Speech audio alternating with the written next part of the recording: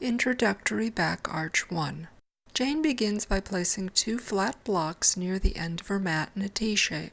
She places a blanket on the block closer to the end. Then she sits near the middle of her mat and lies back. Jane wants her shoulder blades to rest on the lower block and her head to rest on the upper block. Next, she positions her body as if she is doing Tadasana lying down. Finally, she lets her arms and legs roll out and begins to relax.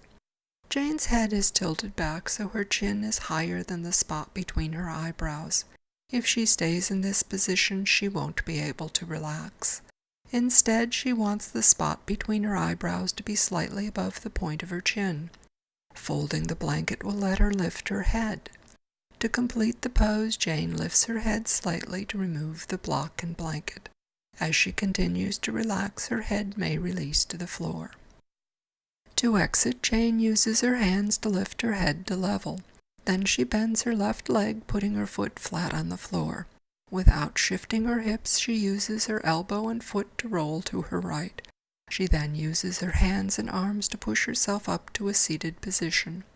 Let's watch Jane's skeleton in this back arch.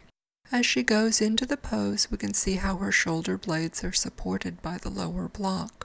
Her head rests on the upper block with the spot between her eyebrows slightly higher than the point of her chin.